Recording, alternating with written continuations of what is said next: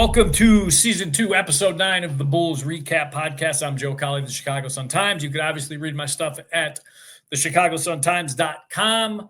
You can follow me on Twitter, X, whatever you want to call it, at jcowleyhoops. Have fun with that follow if you'd like to. So back in, I do the mock draft every year. Back in 2018, the Bulls had 2 picks in the first round. I think the first one, I mocked him for Michael Porter Jr. They didn't love his medicals. I get it. He had the back. The second pick, I think it was 22nd. I had them picking the man out of Maryland that I freaking loved to watch. I was trying to speak it into existence. It did not happen. He went earlier, I believe, but here he is now, a Bull. I did speak it into existence. Kevin Huerter. Look at that. Good morning. What's up, Joe? I think it was I think they went Chandler Hutchinson with that pick, and you went 19? Correct. Yeah, 19. Yeah. All right, so I like origin stories. So let's go back before Maryland, before Atlanta, and how you got yourself here. Shenandoah High School. That's the proper pronunciation, right? Close. Shenandoah. Oh, we just go by Shen for short, though. Okay, Shen High School. Love it. Shen High School. Obviously, standout basketball player, but one of the things that we talked about, and then I had read, someone had told me back in the day, you could pick it. You were a shortstop for a while, could rake it, and played baseball. First of all, you had to outgrow shortstop, I'm guessing, at some point. They had to be like, dude, you're either first base or outfield. Yeah, you can't be like 6'4" playing shortstop in high school. That was a tough look. Did you like baseball? I mean, was that a sport was it ever higher on the hierarchy than basketball, or basketball was always first? I did. Honestly, I thought I liked them equally all growing up. Like, I miss baseball. I'm still like a big fan even to this day. I played it all growing up and ended up finishing out. I played it all throughout high school. But I would say like when I got to 8th or 9th grade is kind of where basketball started to take off. Right. And baseball started to drag behind a little bit. But I always like really loved the sport, enjoyed playing, and had a lot of friends playing it. Did you play football at all or no? I did. I played when I was younger. My football career was very short-lived. I played 2 years of tackle. The first year I got tackled and sprained my knee, and the second year I got horse collar and broke my arm. And I think the next day after, I put the cast on, my dad just was like, yeah, I think our football career is over. I mean, that makes sense. So I'm going to throw out 2 names to you. Tell me if you remember what they are. Hamerick Wright, Stafford Trueheart. You remember those names? Stafford Trueheart, for sure. What was the first one? It was Hamerick Wright? Hamir Wright. Hamir yeah. Wright.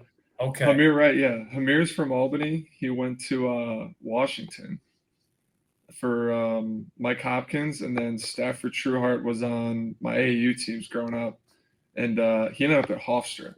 But I remember hearing Trueheart just because the name kind of stands out, but I don't think a lot of people realize 2016 you win Mr. Basketball for New York.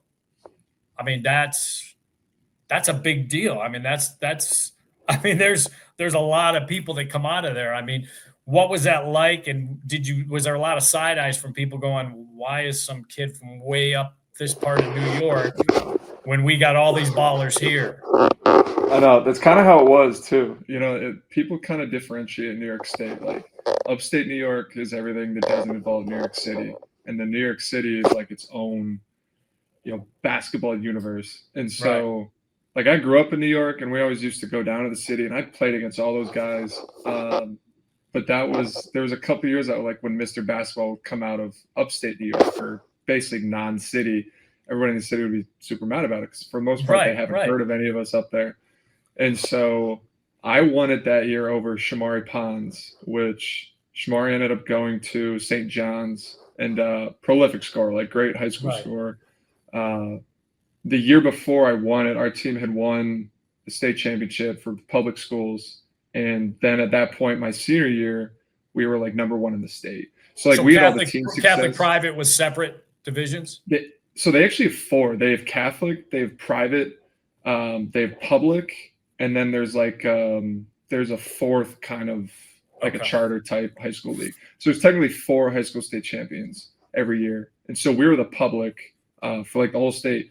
So the year that I won it, my senior year, like we had all the team success that went along with it. But I remember it was like exactly described. It was like a Twitter conversation of like, who's this guy from our state? Like, how does he? Guaranteed, people in the city were like, what?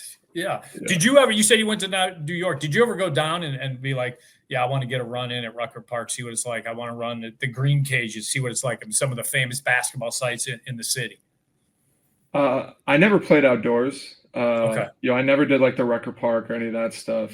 But we and I'll give my dad a lot of credit. Like my dad was always challenging my brother and I. Like he was kind of our first coach and coached us a little bit, through high school. But like he was always trying to challenge us, and he knew a lot of that competition was going to be continuing to seek out better competition, and that was coming from New York City.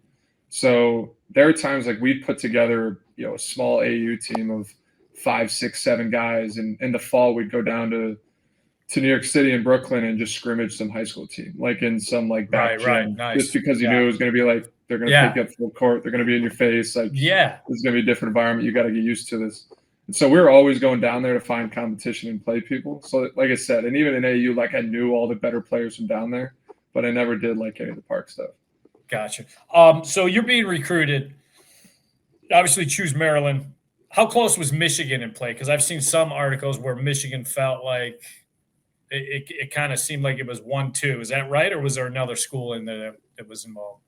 Yeah, Michigan was definitely my top 3. I'd say my top 3 at the time were, I'd done a visit to Villanova before I did my visit to Maryland. And then Michigan was going to be my 3rd the following weekend. I was close with the time with John Deline. He had some connections to upstate New York through some people that he used to coach that we'd somewhat a connection going to that recruiting process. And he actually came out. He flew out and saw me play a baseball game actually, and they ended up getting a commitment from a different guy in my class, and so I never ended up actually taking that visit. But the tough part was my second year in college, so this would be, I believe, the 2018 maybe was the year. Yeah, 17-18. Yeah. Villanova and Michigan played each other in the national championship. Yeah. And so those are my second 3 schools, and I was in Maryland, and we didn't make the tournament.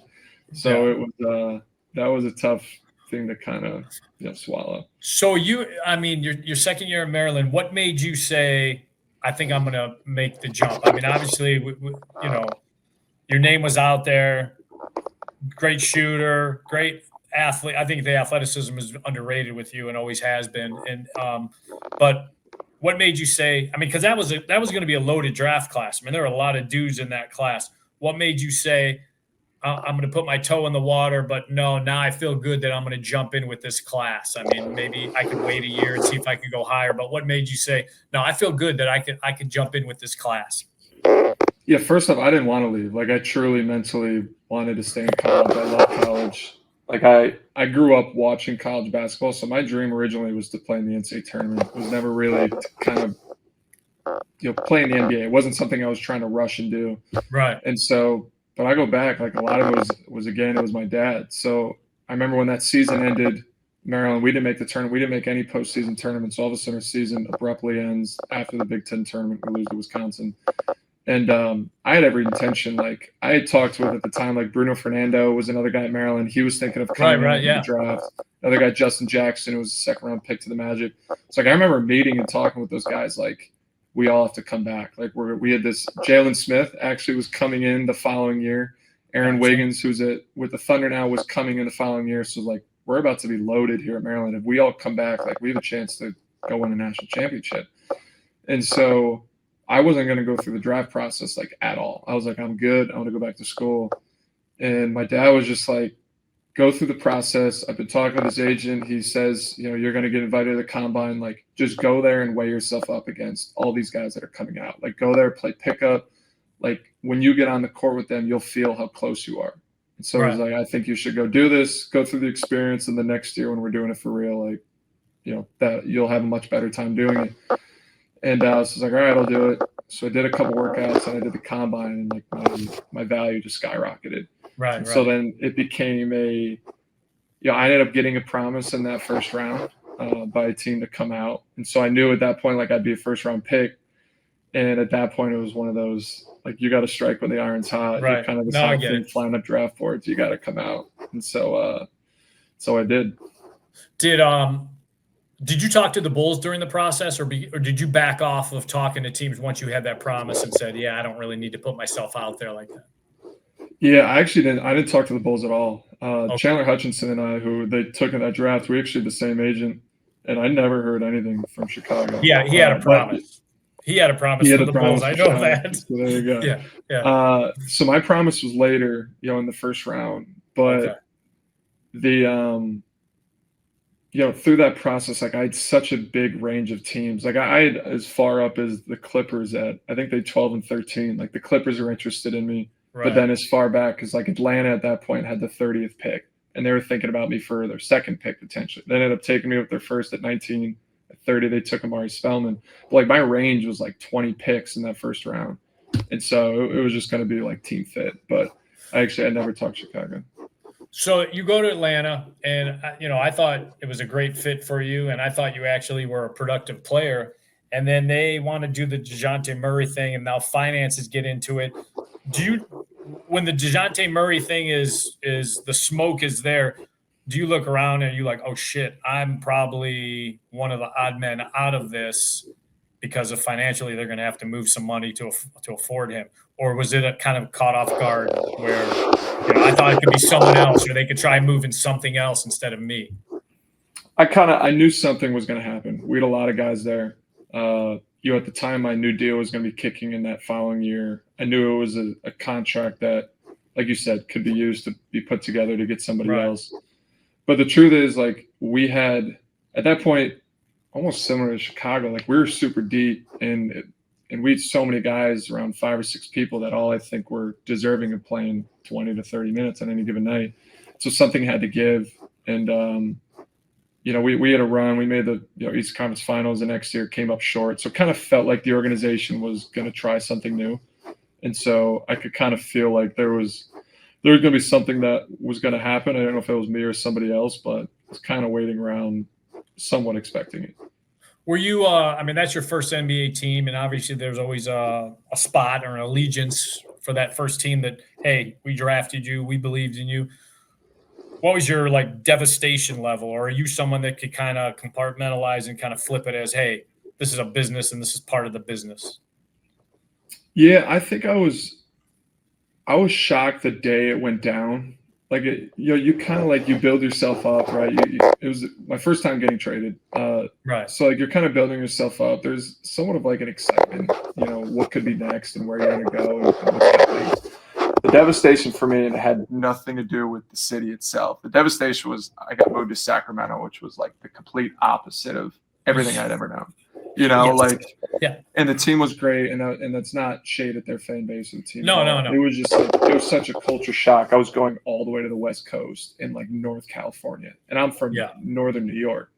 Yeah. And so that was kind of the parts, like, damn, like, they really just shipped me across the country. Like, that's crazy. And so it was going to be all brand new. I was on vacation when I heard of the news of the trade. Like, I actually thought I was going to a separate Eastern Conference team. Like, there was an East Conference team that they were super close on a trade. Like, it was almost a done deal. And my agents in Sacramento came in, like, last second. Can't tell you. I'll wait for that. Sacramento came in last second, and, like, within 5 to 10 minutes, this deal was done, and it was done. And the former team just wasn't able to put something together. Right. So that was more of the culture shock, was where I was going regionally, And we've talked to you about Sacramento. And again, I still don't have a full grasp of Sacramento and what happened, because your first year, I was like, okay, dude got a new lease in life, and dude's taking advantage of it. Because I thought that was probably some of the best basketball you had played up to that point. And it felt like they coveted you. And then, I mean, whether it was the Mike Brown offense, whatever it was, something drastically changed. When you're in it, do you see, oh crap, I'm falling out of favor, or oh crap, there's a new philosophy? I mean, do you feel it where it's just like, why is this changing? Because I felt like it was a good match. Things were going forward in a good direction for both of us. Yeah, it was. That first year was electric. It really was. Like our style of play, Sabonis was really the hub. We were playing fast, Yeah. sort of kind of how we are with the Bulls now. Like a lot of body movement, shooting threes, playing fast, playing in transition. And then we get into that Warriors series. Our first year there, we lose to the Warriors in 7 games. And we didn't shoot it well as a team. Like we had a really great series. Great series, but like we had a really off shooting series by players like myself and some of the other guys that all year had been 40% 3-point shooters. Right. And so I think that series like changed the philosophy of the organization. Like they looked at that was basically, we can't lose another series if we don't shoot it well. Like we have to find another way to win. And so our identity of a team started to change pretty much from that point. Like that following training camp, we got some new guys in, and I think defensively the organization was looking for some sort of more of a defensive presence like this. We got to maybe score less points, and we got to hold teams to it. We got to be a top 10 defense, maybe not a top 10 offense. It's kind of, I think, where the mindset went. And, we started to change some of the stuff we did offensively. Like Sabonis was used less and less of a hub. And today he's really not the center of the universe right now in their offense. Right. So they started to kind of go away from using him, which in terms went away from a lot of my rhythm and my movement and how I was getting fed. And, just kind of went downhill for me. Things a little bit spiraled in that last year. Just wasn't myself, wasn't making shots, just wasn't nearly as effective as I know that it could be. And, that's just kind of where the organization went. Like that series, I think, kind of changed a lot of ways of how they thought. When you're a player and that's happening, are you thinking, here we go again, I'm probably going to be shipped again? Or are you thinking, all right, this is fixable stuff. Maybe we get back to what we were doing instead of trying to lock down the Warriors, maybe try and score with the Warriors and get back to what we were doing, if that was the series that they wanted to base things on. And where's your mentals as far as all this is going? Are you like, oh, really, this is going to happen again? Yeah, I was kind of ready for the fresh start. I think it was a long year and a half of, some play that I thought I was better than, personally. Like, I wasn't getting the full player out of myself that I knew it could be.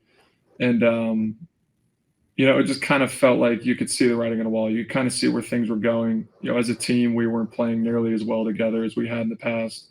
And, I was just kind of ready for a fresh start. And so, we talked to my agent, like we were kind of hand in hand with their front office over the last couple of weeks leading up to the deadline. Kind of knew something was going to be on the horizon, waiting to see what exactly it was going to be. And it was funny, actually, the day that the trade was materializing, I was sitting in a hotel, kind of similar to I am in Minnesota. And I was texting with Fox, De'Aaron Fox at the time, asking him what he was hearing.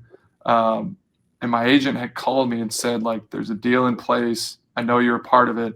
I don't know the third team. So he's like, I know that San Antonio's involved. I know it's the Kings. I don't know who the third team is. Like, stand by.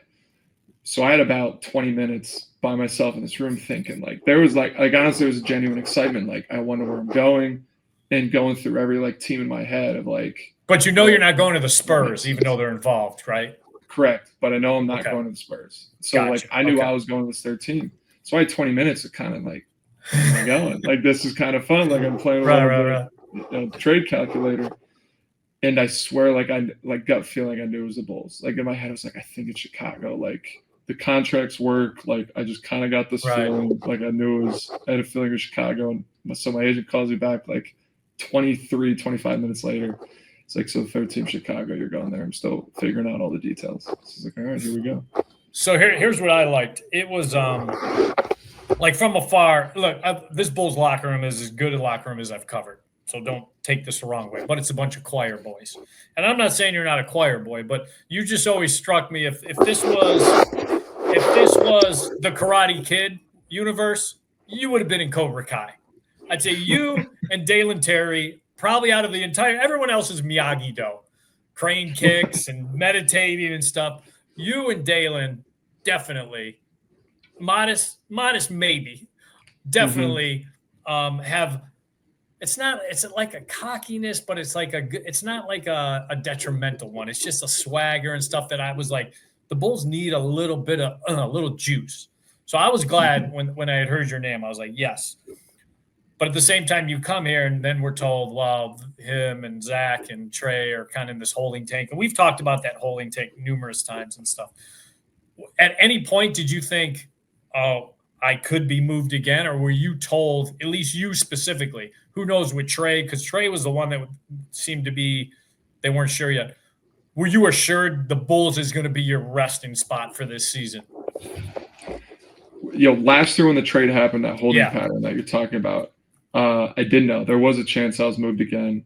And that was kind of, Billy in a lot of ways, I think, was trying to keep all of us together. Like I say all of us, me, Trey, and Zach. And he wasn't trying to play one guy and have the other two sit. Like it was kind of like, let's get through this week. Like I know there's still a lot of conversations being had. Let's get through this week and then, bring you all back together. We'll get a good practice in. We'll get film. And in the meantime, you guys can just, watch us, see how we operate and all that. And so there was like a chance that we were moved again. And I think that was the organization figuring that out. But Billy also being conscious of like, this is a major change for these guys. They just got traded somewhere midseason. They're moving their life. Let them take a deep breath real quick and just like taking this rounding before they're thrown on the fire. I think instantly – I'm not a big plus minus guy in the tunnel, but I'm a big plus minus guy in the overall scope of things. How does this group function time and time again? How does this group function against specific kind of lineups? A bigger lineup, does that give them problems? Are they minus against that lineup? And the one thing I'll say about you, led the team in plus minus last year. I believe you're leading this year, even though it took a hit last night, but with the Denver game. But still, what does that say about you and how, because you've done it as a starter, you've come off the bench, you've kind of done some things. And Billy's brought this up that A, you're an underrated athlete. B, you're an underrated defensive player, specifically team defender. And C, you just play kind of winning basketball. Do you buy into this plus minus thing, or do you think that, hey, I've just kind of been the right guy at the right place at the right time since I've been here as a Bull? Yeah, I think game by game, like you said, it doesn't tell the whole story. There's times that you're on the court, when a guy goes on a heater and it looks really good. But I definitely think like anything else, like over time, if you get a large sample size, like that does tell a story. And for me, I think that's my number one goal when I play is trying to impact winning. And that seriously is like I feel like when I'm on the court, I make guys better.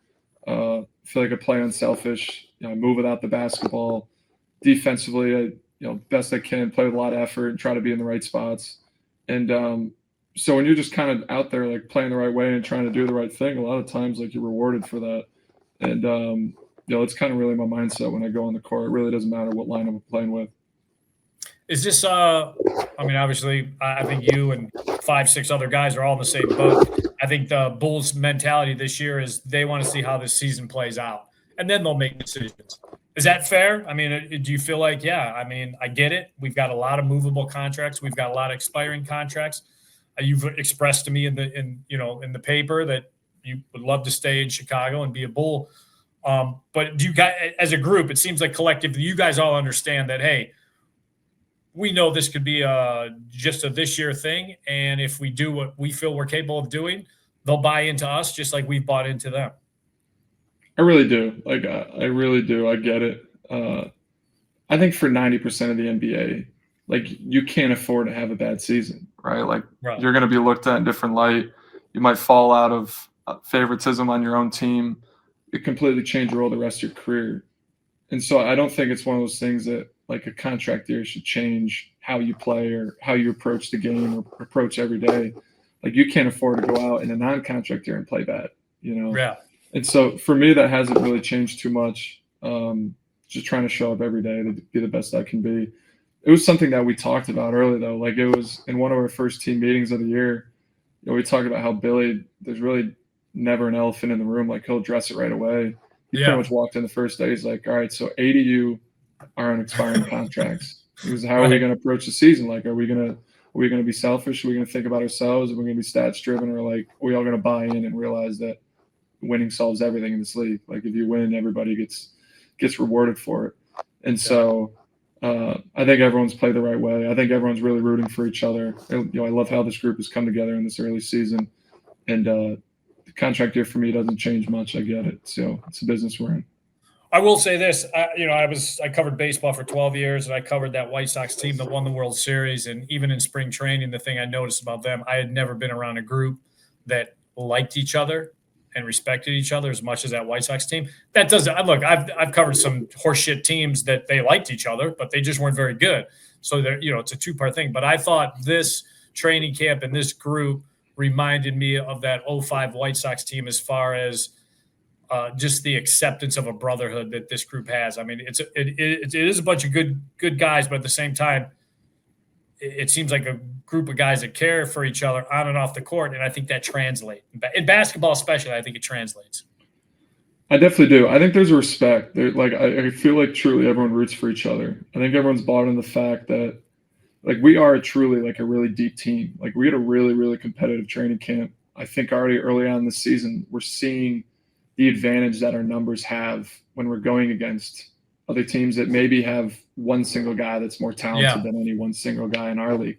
I really think we've bought into the fact that our team, our full team, is better than other teams' full team. And so I truly feel like guys root for each other. When they get in the game, they play the right way. Everyone the best they can. They play to our identity. We play fast. We play unselfish. We get downhill. There's a toughness, I think, about us. And yeah, it's a really fun thing to be a part of. All right, before I get you out of here, I do this thing called the Interrogation Room. I just ask you some quick hitting questions. First answer that comes to your mind. Nobody's listening. It's not a big deal. Let's see. Number one, the elbow to Dorian Finney-Smith. Accident or dude's face got in the way?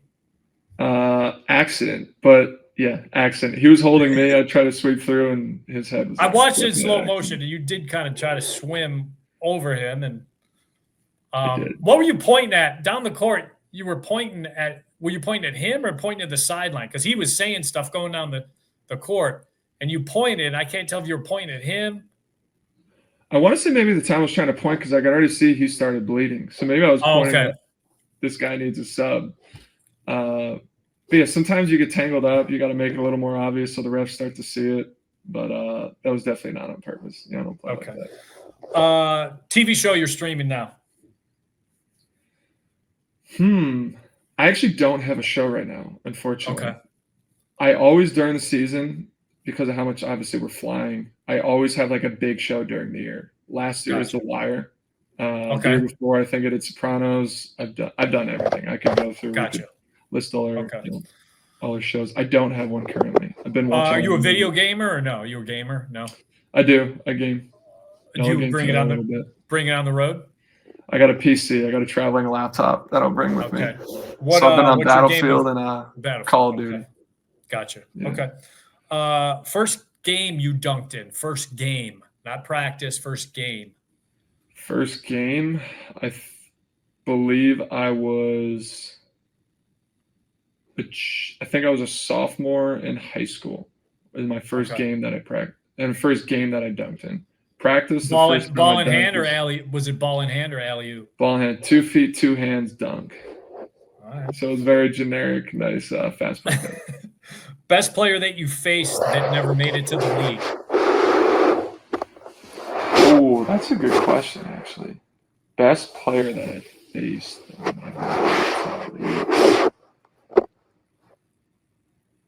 We might have to come back to that one because I want to give you a good. I'm gonna give you a good answer on that. That's a good question. Best dressed on the Bulls roster. Best dressed. Zach Collins. Zach Collins has some good stuff. Josh Giddey will dress out, but his is the coat. His is the coat thing. He's got the coat. Yeah, he's got a coat. Yeah, Josh is he's kind of got a similar style. He swaps out his coats and his bags. Zach will kind of change it up. Zach will show you a couple different things. All right. Worst dressed. Worst dressed.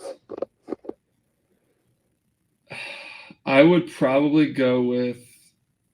I'd say nobody has bad style, but some guys wear sweats king stuff. There's 3 guys that kind of dress the exact kind of sweatshirt type. Yeah, I would probably say Sticks. Sticks wears a lot of just King's gear, so maybe Sticks. Class clown. Fast clown on our team is Modest or Javon Carter. Like both those two, they're funny. They're locked in. Yeah, well, it's probably not the best way to phrase it with the gambling stuff going on, but you had to put money on it. Is Kevin Huerter a Bull next year? It's a great question. If it was up to me, I hope so. But we'll see. I'm not a gambling man. I did this on my own. We'll see what you come up with. Instead of Mount Rushmore, Mount Redmore, of NBA redheaded guys, who would you put on Mount Rushmore? Larry Bird, obviously. Wait, you talking about currently or all time? It's got to be redheaded all time. Redheaded all time. I'm going right. Bird is blonde. I'm going Bird is blonde. No, we claim him. Oh, you do claim? All right. Okay, the Reds claim him. All right, now I got to change. We claim him. Yeah. All right. I got Larry Bird. I got Brian Scalabrine and probably Blake Griffin. Okay, so I had, and I need one more. It's got to be 4. You're missing a huge. We'll probably go Matt Bonner. Okay, so I had Bill Walton. That's a good one. But yeah, I don't have Larry Bird. That's a good one. Because you guys claimed Larry Bird. So no Larry Bird for mine. I had Bill Walton, Matt Bonner. I had Blake Griffin because a lot of people don't realize he is a redhead.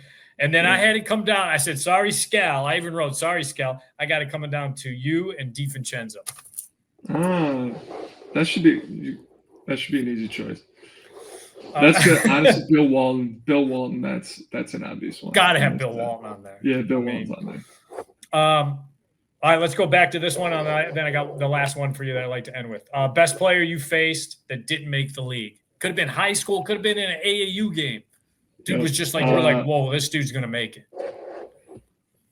This dude's gonna make Carson Edwards at Purdue was pretty unbelievable. So Carson Edwards is now, I think he's playing over in Russia. So I would say him in college gave me fits. Trayvon Blewett in college, he went to Xavier. He gave us, I think, 30 in an NCAA tournament game. But most of the guys from high school, as I'm thinking, most of them are in the league or made the league. Okay. I'd say stuck around, right? Like a second contract Type of guy. Like most guys get you play summer league, get a rookie contract. Get a taste of Those are two a cup of coffee. Get a taste of it. All right. This is my favorite one. Team plane, God forbid, goes down softly on a deserted island. Okay? It's the traveling party. Who is the first, and we got to keep this to just players because a couple of years ago, I'll tell you in a second, who is the first eaten and who is the last survivor? A couple of years ago, Zach picked out poor Stacy as first eaten because he said, you're not getting away. So we're going to keep it to players only. First eaten, last survivor. The first eaten. That's bad. The first eaten, I'd say just because of pecking order, like it would have to be Rook. Like it'd be Noah. It'd be like everyone come together French like, kid. hey, the French kid, like, hey, Rook, you're gone first. Sorry. Yeah. The last to survive, that feels like it would come down to like a fist fight or some sort of survival. It could just be a dude that just could just good at hiding. Longevity, that's true. If we're going with like, I'd probably go with Pat Will. I don't think anyone like, hey, if it was fight to fight, I think P. Will would take down most of the crew. Because I don't think we have any like closet UFC fighters, any of that on this team. No. Some guy randomly with no karate. Trey Jones could maybe find some hiding spots like you're talking about. Just outthink you guys. He might outthink everybody. Yeah, but like you've seen. Did you see Squid Game, like that third season? Yeah. You're on a team, and then all of at some point that team is going to have to face each other and fight to the death. You're going to have to kill each other. Yeah. And I think Pat will, I think Pat will would have his way. I did a Squid Game question with Caruso. Caruso was a big Squid Game guy when he was with the Bulls, and I asked him the Squid Game, and his answer was, have you talked to some of these guys? I would win the Squid Games hands down. I go, are you saying there's low IQ around you? He goes, have you talked to some of these guys? So Caruso was very, very high on how he would do in the Squid Games with this group, a different group. I need to get with Mr. Beast. He did his Squid Games a couple of years ago. I need to get on one of those. You do. Dude, thanks for doing this, man. Like I said, from afar, I wanted you to be a Bull years ago, and I'm glad they made that move. And I'm hoping you stay a Bull because you're good to deal with. Here's what Casey Johnson had a good comparison. You have a very similar personality to when Dunleavy was a Bull. Very matter of fact, kind of a dry sense of humor. Tells it like it is. Doesn't bullshit us. And trust me, as media, that's all you can ask for is someone that just straight shooter, doesn't bullshit around. So thanks for that. And thanks for doing this, bro. I appreciate it. It's high praise. Yeah. Thank you very much. It was a lot of fun. All right. See you soon. All right. That was Kevin Huerter. Good guy. I don't think everybody knows his personality yet. Hopefully this brought out some of it, but he's like I said, the Casey Johnson's comparison to Dunleavy was spot on because he's very dry sense of humor. He's kind of always got that smirk and good dude, gets it done. All right, let's go to a real quick rant and a list, and then we'll get everybody out of here. The rant's simple. Cowley Island, consistency. And I don't think I'm talking out of turn here. I don't think Billy Donovan would say something different. It's the bothersome part of this team, for me at least, is I think they should be way more consistent. And I do think they're better than the last week showed. I get losing to Giannis when he scores 41. I get the Donovan Mitchell thing. I get the Wemby thing to a certain point. The Detroit thing can't happen. If you're serious about your basketball season and you're serious about your team, the Denver game's a nice bounce back and was unexpected, especially coming off a double overtime in Utah. But Detroit can't happen, and Utah really can't happen. It's time this team flexes a little bit and starts letting everyone know that they're serious about basketball and they're serious about this year. I want guys like Kevin Huerter to stay around, selfishly. So, guys, get consistent. We can't be putting up with the same crap the last 2-3 years. And so hopefully that happens and hopefully that works out. Let's go to the list. Short list.